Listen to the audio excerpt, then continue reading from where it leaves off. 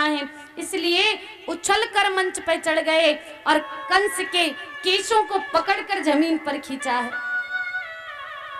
कहा, मामा सबसे पहले तूने मेरी माता देवकी के केश पकड़कर ही जमीन पर उन्हें खींचा था, और जैसा तू मेरे भक्तों के साथ करता आया मैं वैसा वैसा बदला तुझसे लूंगा, छोड़ूंगा नहीं। और कंस के प्रग्रेहु केसे सुचलत किरीटम निपाते रंगों परी तुंग मंचात, केश पकड़कर नीचे खींच लिया।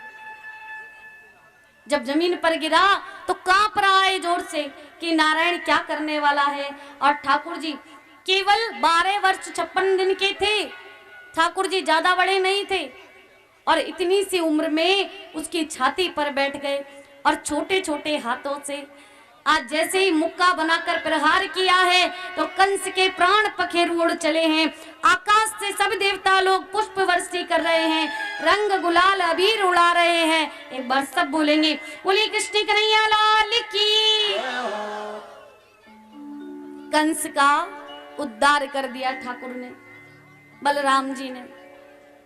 अब तो सब महाराज, माता ने देवकी माता को कारागार से निकाला, नाना उग्रसेन को निकाला, पिता वसुदेव जी को कारागार से मुक्त किया, सबके चरण वंदन किए। और महाराज माता ने भगवान श्री कृष्ण को गुरुकुल में पढ़ने भेजा। सब सखा नंद बाबा सब लौटा दिए कि आप गोकुल को जाओ, मैं अपनी क्रिया पूरी करके अगर समय मिला तो जरूर आऊंगा। लेकिन ठाकुर जी जब से ब्रजमंडल छोड़े जब तक लौट कर नहीं गए, जब से ब्रज छोड़ा एक बार पलटकर नहीं देखा। एक बार माता देवकी ठाकुर जी के लिए अपने हाथों से सुंदर भोजन बनाई, और भोजन बनाकर उसमें मैया ने मक्खन मिश्री भी रख दिया। थाली जैसे ही गोविंद के पास आई और ठाकुर ने भोजन देखा और भोजन में मक्खन मिश्री देखा तो कृष्ण के आंखों से आंसू बहने लगे और कह दिया, मैया मुझे ये भोजन नहीं करना, ले जाओ यहाँ से, मैं भोजन नहीं करूंगा। मैंने मना किया है कि तुम मेरे भोजन में मक्खन मिश्री मत रहा करो। और महाराज ठाकुर जी रोने लगे। मैया देवकी वसुदेव बाबा से कहती है, वसुदेव जी देखिए लल्ला को क्या हो गया है, जब से गोकुल से आया है, ब्रजभूमि से आया, सब लोग कहते थे कि इसको मक्खन मिश्री बहुत पसंद है और मैं इसे माखन देती हूँ तो ये भोजन ही नहीं करता। तो वसुदेव जी आए, पूछा कृष्ण से, कृष्ण क्या हुआ? भगवान कुछ उत्तर नहीं देते। उनके मित्र उद्धव जी को बुलाया और उद्धव से कहा कि उद्धव तुम जाओ कृष्ण को मनाओ, देखो कृष्ण भोजन क्यों नहीं करता। उद्धव जी कृष्ण के पास आए और कहते, कृष्ण क्या हुआ? तुम परम पिता परमात्मा और तुम्हारी आंखों में आंसू?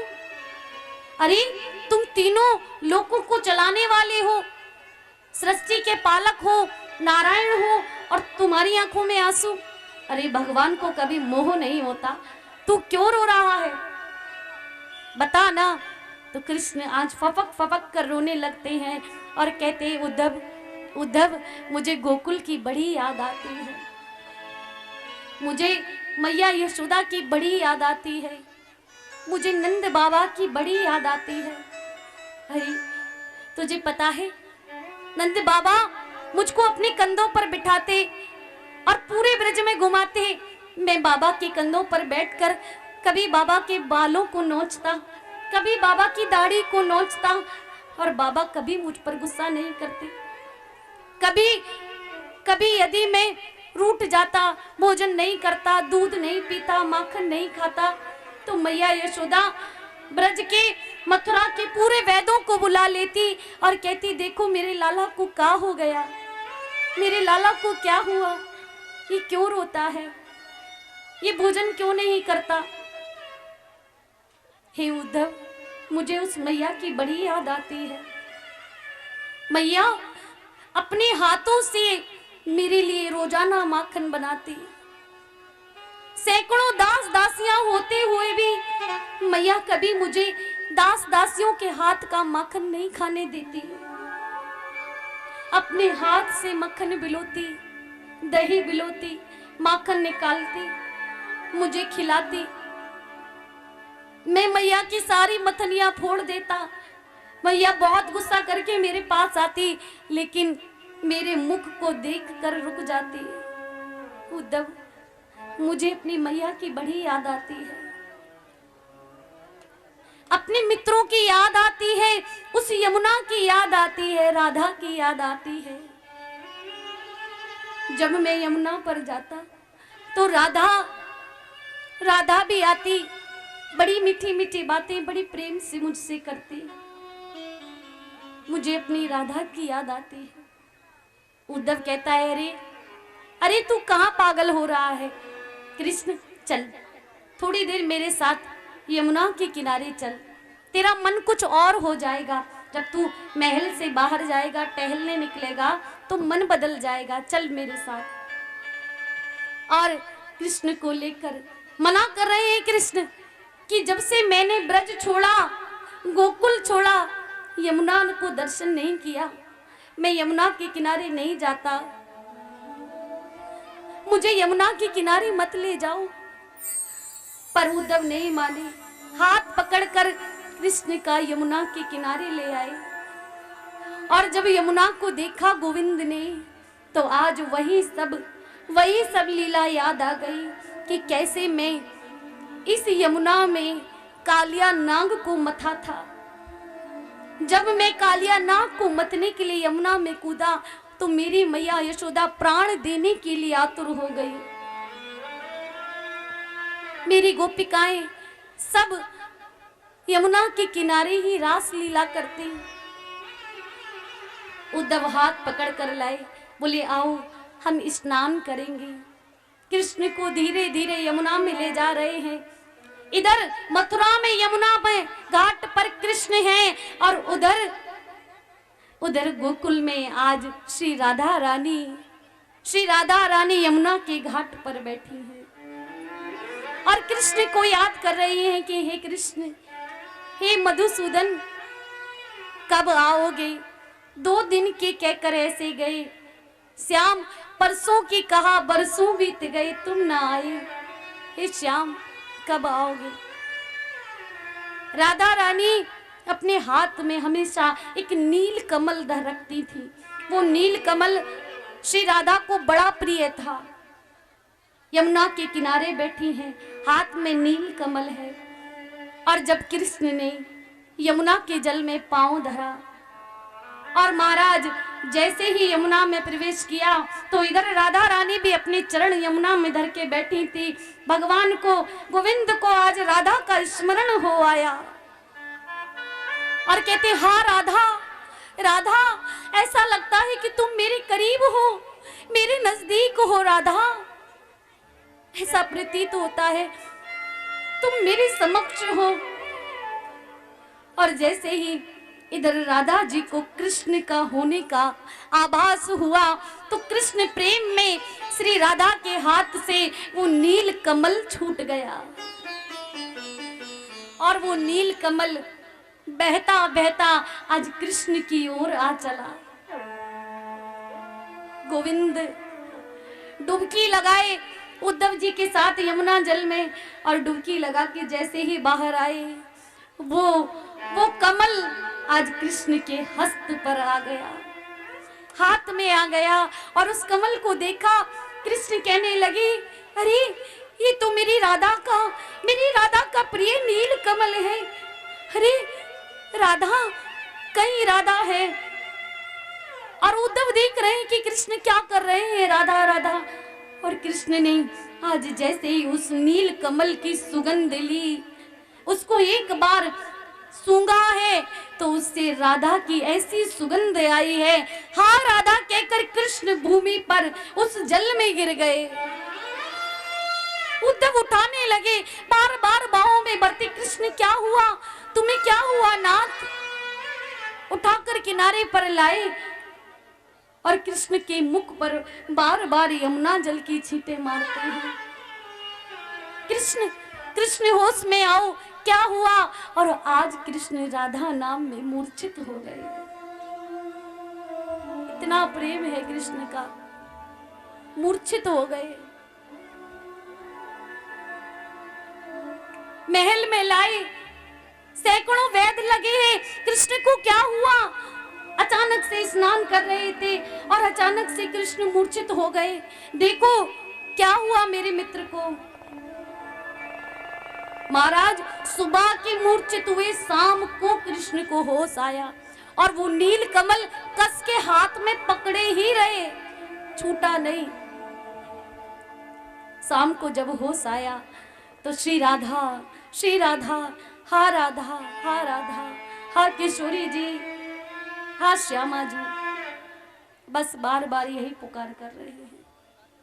उद्धव कहते कृष्ण तू पागल हो गया है क्या? राधा राधा रटता है, कौन है राधा, कौन है गोपियां, कौन है ये यशोदा, कौन है ये नंद बाबा, कौन है जिनके लिए तू रोता है? क्या किया इन्होंने ऐसा तेरे लिए? तो भगवान कहते तू ऐसे नहीं समझेगा, मेरा संदेशा लेकर गोकुल को जा, मेरे सब गोपों को, मित्रों को आश्वासन देना। और आज उद्धव जी बड़े ज्ञानवान थे, बृहस्पति जी के शिष्य हैं, ज्ञान बहुत है लेकिन प्रेम नहीं है। आज प्रेम होता क्या है, प्रेम की परिभाषा क्या है, उस प्रेम को सिखाने के लिए गोविंद ने उद्धव जी को ब्रजभूमि में भेजा है। कहा ऐसे मत जाना, मेरा रथ लेकर जाना और ये पीतांबर ओढ़ कर जाना। अगर तू पीतांबर ओढ़कर नहीं गया तो ब्रज में कोई तुझे घुसने भी ना देगा। कृष्ण के होने का पता तो इस पीतांबर से ही है, ये पीतांबर लेकर जाना। उद्धव जी बड़ी तैयारी करके ब्रज में आए और गोकुल में महाराज इधर सारे सखा बाहर ही खड़े रहते हैं, गांव में यही देखते हैं कि हमारी कृष्ण का रथ इस डगर से गया था, आता होगा, अब आएगा, अब नहीं तो शाम को आएगा, सांझ को नहीं तो सवेरे आएगा मेरा मित्र। और महाराज आज घोड़ों की टाप सुनाई दी है, रथ के चलने की आवाज सुनाई दी, मधु मंगल सब मित्र नाचने लगे, पताका दिख रही है कि आज कोई मथुरा से आ रहा है, लगता है कृष्ण आ रहा है। सारे मित्र हंसने लगे, हमारा कृष्ण आ रहा है, आज हमारा ठाकुर लौट कर आ रहा है। तो मधुमंगल यहाँ पर रूस जाते हैं। मधुमंगल कहते हैं मैं तो आ जाने दो कृष्ण को, उससे बात नहीं करूंगा, इतने दिन बाद आया। और मधुमंगल छुप कर झाड़ी में बैठ गए, रूठ कर बैठ गए मुंह फूल कर कि कृष्ण आएगा तो मैं आज उससे लड़ाई करूंगा, गुस्सा करूंगा। और जैसे जैसे रथ नजदीक आया तो मधुमंगल से भी रुका नहीं जा रहा, मधुमंगल दौड़ कर आया और देखने लगा कहाँ है कृष्ण। श्री दामा बोले अरे अभी तो तू रूठ गया था, अब क्यों आ गया? बोले अरे रूठना मनाना तो चलता रहेगा, पहले कृष्ण आ रहा है, मेरा यार आ रहा है, एक बार कलेजे से लगा लूं फिर रूठ जाऊंगा। और जैसे ही वो रथ नजदीक आया, पीतांबर चमक रहा है लेकिन मुखमंडल कृष्ण का नहीं है। मित्रों ने कहा एक अक्रूर आया था जो कृष्ण बलराम को ले गया और अब तू आया है, कौन है तू, क्या करने आया है? और ये हमारे कृष्ण का वस्त्र ये क्यों ओढ़ा तूने? तो दोनों हाथ जोड़कर कहते कि मैं उद्धव हूं और मैं माता यशोदा नंद बाबा से मिलने आया हूं, मुझे उनके घर का पता बता दो, कहाँ उनका घर है? तो सब ब्रजवासी बालक कहते हैं कि कृष्ण के घर का पता तो ये जलधारा देती है, ये जलधारा देख रहे हो, ये जलधारा माता यशोदा नंद बाबा के महल से ही आ रही है। उद्धव कहते हैं ये जलधारा क्या उनके यहाँ कोई नदी है, कोई तालाब है? बोले नहीं, नदी तालाब नहीं है। जिस दिन से कृष्ण इस गोकुल को छोड़कर गए, वृंदावन को छोड़कर गए, निरंतर गोपियां रो रही हैं, निरंतर सखा रो रहे हैं, निरंतर मैया यशोदा रो रही है, नंद बाबा रो रहे हैं और उनके आंखों से बहते हुए अश्रुओं की धारा ही ये जलधारा है। इस जलधारा के किनारे किनारे चले जाओ, जहां ये रुक जाए समझ लेना वही माँ यशोदा का महल है। उद्धव जी उसके सहारे सहारे पहुंचे। मैया मैया पालना झुला रही थी, बूढ़ी हो गई है माँ यशोदा। नंद बाबा एक और बैठे हैं, मैया पालना झुला रही है। जैसे ही उद्धव आए, आंखों से ज्यादा दिखाई नहीं देता, आंखें भी कमजोर हो गई। महाराज मैया लाला से कह रही, लाला अब तो भोर हो गई, कन्हैया अब तो उठ जा, कितना सोएगा लाला तू? अरे इतना नहीं सोते, अब तो सवेरा हो गया लाला, अब तो तू उठ जा। पालना झिला रही है और लाला को जगा रही है।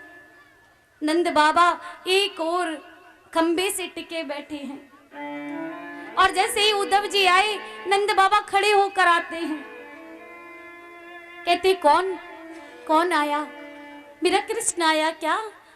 और इधर मैया यशोदा कहती, अरे बाबा आवाज मत करो, मेरा लल्ला सो रहा है, इतना जोर से बोलोगे मेरा लल्ला जग जाएगा, धीरे बोलो। उद्धव जी को देखा, उद्धव जी ने प्रणाम किया, कहा कि बाबा मैं उद्धव हूँ, बृहस्पति का शिष्य हूँ, कृष्ण का सखा हूँ। प्रेम से हृदय से लगा लिया और बाबा फुड़क फुड़क कर रोने लगे, कहने लगे उद्धव कृष्ण अभी नहीं आया, क्या कृष्ण को हमारी याद नहीं आती? क्या उसको हम इतने बुरे लगते थे जो उसको हमारी याद नहीं आती? हरी मैंने तो कभी कृष्ण पर गुस्सा भी नहीं किया, जो कृष्ण उस नाराजगी के कारण हमें छोड़कर चला गया। हे उद्धव चलो ठीक है नहीं आया, पर वो है कैसा? कुशल से तो है ना, अच्छा तो रह रहा है? उद्धव जी कहते बाबा कृष्ण अच्छा है, आपको बहुत याद करता है, बहुत प्रेम करता है आपसे, जितना प्रेम आप करते उतना वो भी करता है। मैया आ गई, मैया से कहा बाबा ने, अरे यशोदा देखो तो सही उद्धव आया है। और उद्धव जैसे ही पास गई मैया के, मैया जोर से चिल्लाने लगी, कौन घुसाया मेरे घर में? अभी कहा सुनते नहीं, मेरा लाला सोया है और ऐसे में जगाने के लिए कौन है तू? अपना सिर आज उद्धव जी ने मैया के चरणों में रख दिया। कहते मैया तेरे वात्सल्य प्रेम को बलिहार है मां। हरी इस पालने में तो कोई नहीं, तू किसको झुला रही है, किसको सुला रही है, किसको जगा रही है? मैया कहती हरी उद्धव तू पागल है, अरे मेरा कृष्ण है और देख तो सही मैंने अपनी कान्हा के लिए माखन बना के रखा है। एक कटोरा उठाकर दिखाती है, देख मेरे कृष्ण के लिए मैंने माखन बनाया है, मेरा लाला माखन खाएगा। और तू कहता है मेरा कृष्ण यहाँ नहीं, अरे पालने में सोया है, अभी जग जाएगा।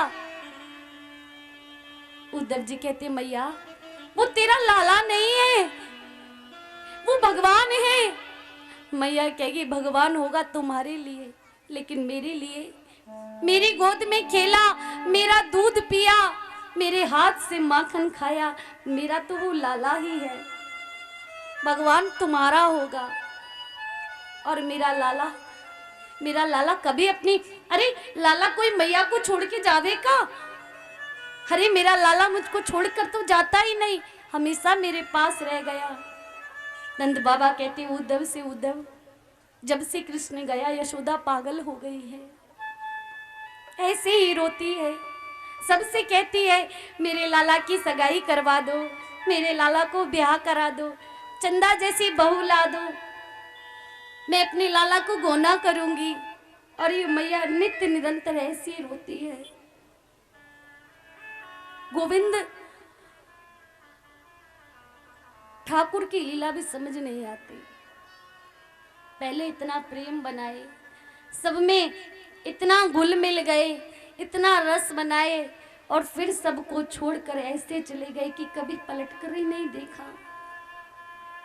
वो मैया रोती है, वो बाबा रोते हैं। और उन सब का दर्शन करके आज उद्धव जी सीधे माँ श्री राधा रानी के पास पहुंचे हैं। और राधा झूले में बैठी हैं, सब सखियां घेर कर बैठी है। एक सखी कहती, तुम्हें पता है कल मैं पनघट पे गई थी और पनघट पे कृष्ण आया, कृष्ण ने मेरी मटकी उठा ली। दूसरी गोपी कहती, अरे कन्हैया तो मेरे सपने में आया था और सपने में आकर कृष्ण ने मेरी चूनर झटकी थी। तो एक गोपी राधा की चरण पकड़ के राधा से कहती, राधा क्या कृष्ण कभी तेरे सपने में नहीं आता? अरे वो तो तुझसे बड़ा प्रेम करता था, क्या कभी तेरे सपने में कृष्ण नहीं आता?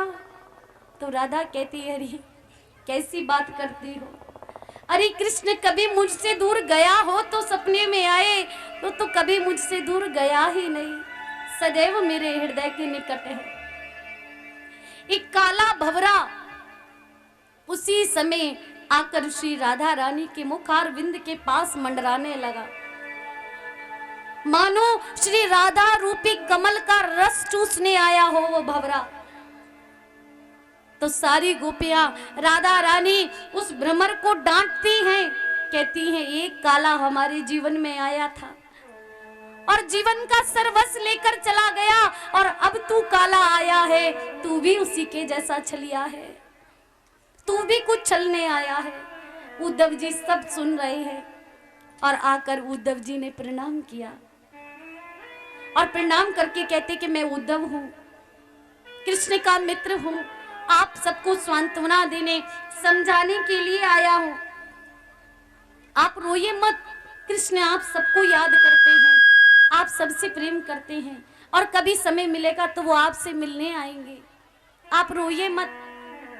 तो आज राधा कहती, अरे उद्धव कृष्ण कभी हमसे दूर नहीं गया, दिखाने के लिए भले ही उसका शरीर मथुरा चला गया, लेकिन आत्मा में अब भी कृष्ण है। जिस दिन कृष्ण हमारे पास से चला जाएगा उस दिन हम सब निष्प्राण हो जाएंगे। अगर हमारे भीतर प्राण है तो समझ लो हमारा कृष्ण भी यही है। आज जो पुष्पमाला आप मुझे पिना देते हैं, ये फूल की माला अगर मैं गले से उतार के आपको दूं तो आप बड़े मन से स्वीकार करेंगे और कहेंगे कि बड़ी बढ़िया दीदी ने हमें माला दी, और माथे से लगाकर उसे धारण कर लेंगे। लेकिन वही माला किसी मुर्दे से उठाकर आपको दे दी जाए तो क्या आप उसे धारण करेंगे? नहीं करेंगे। किसका सम्मान कर रहे हैं? बोले मेरे भीतर जो कृष्ण है आप उसका सम्मान कर रहे हैं और उसके सम्मान में ही आप उस माला को स्वीकार करेंगे। मुर्दे में कृष्ण नहीं रहा, कृष्ण निकल गया तो मुर्दे पे चढ़े हुए फूल कपड़े कोई स्वीकार नहीं करता, सब फेंक देते हैं।